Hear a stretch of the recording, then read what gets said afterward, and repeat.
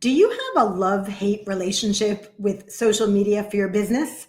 So many women feel like it's just this beast that they can't feed enough. You have to constantly be creating content, you have to constantly be posting things, pressure to make videos, to make reels.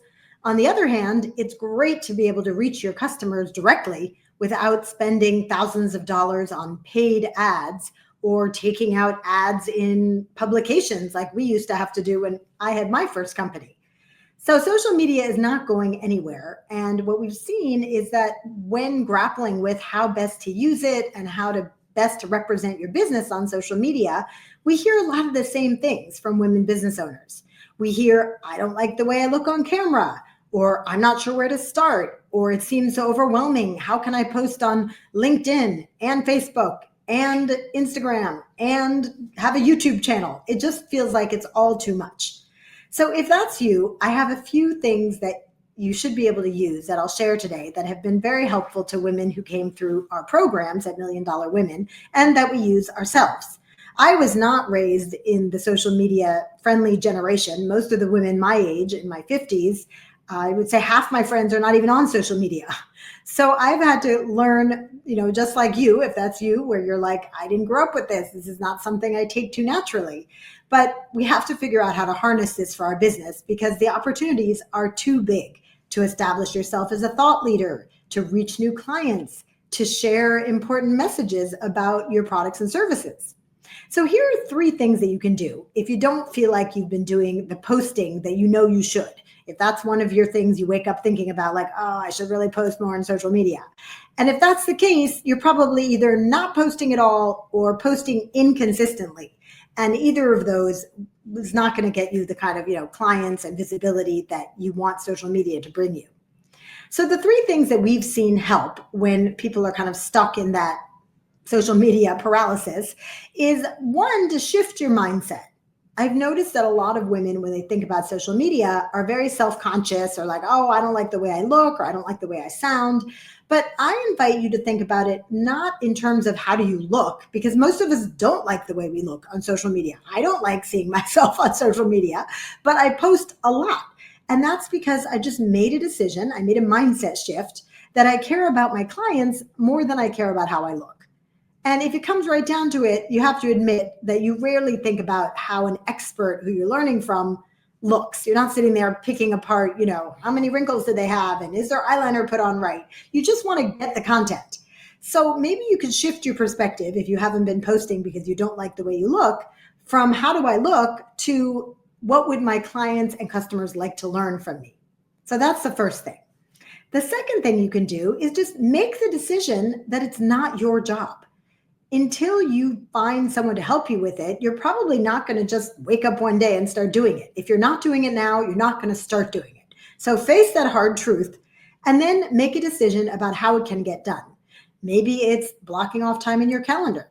Maybe it's blocking off one day a month where you produce a bunch of social media. It doesn't have to be you on camera. It can be creating images and thought leadership things in Canva where you share stats or you share books or do a little case study of someone you've worked with. There's so many different ways to show up on social media. The other thing you could do is find someone on your team to be the driver of it so that you don't have to be the driver of it. Because again, you're not going to just suddenly wake up and want to do it if you haven't been wanting to do it. So maybe ask your team if there's someone who secretly loves social media or maybe not so secretly and would like to take that on in your company and help you get the motivation to do it. The third thing you can do after the mindset shift and deciding that you have to make a plan for getting it done is to outsource it. We have seen this be so effective with the women who've taken Million Dollar Women programs. You don't have to spend $75,000 or $100,000 a year on a social media person full time. You can post an ad maybe on a local college's career board. Or you can look at Handshake. If you're not familiar with that, they post jobs for college students across the country. We've found some wonderful, wonderful people on Handshake. It sounds just like it's spelled just like it sounds, like a handshake. You can go find it. And you can actually pick which colleges to recruit from. So many of our social media people at Million Dollar Women have come from local colleges and have been fantastic. I worked my way through school. I would have loved to be a social media person. I had all kinds of random jobs from waitressing to working in a urban development office. So just think there's probably a wonderful young person in your community who's grown up social media savvy and would love to come in and help you with your social media for 15, 20, $25 an hour, depending where you're based. We have our people come in 3 days a week for about 4 hours each time, and we hire multiple people so that we can get different perspectives and different creative ideas. It's also so much fun when someone comes in saying, oh, hey, check out this new trend, Julia, or I love this trending audio, let's use it. So it turns something that was something you dread into something that could be kind of fun. So I hope that you'll use one of those three, if not all three. Shift your mindset. It's not about you, it's about your customer. Pick a way to get it done, because if you are not already doing it, it's not going to suddenly start getting done. Make the decision, if it's important for your business, that it's getting up the priority list.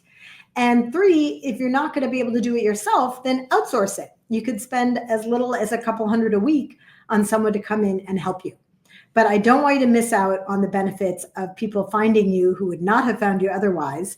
And you can also use social media to cultivate existing clients and customers, because once people sign up with you, they might want to go onto the internet and consume more of your content. And if you don't have anything up there, then they're going to come up blank.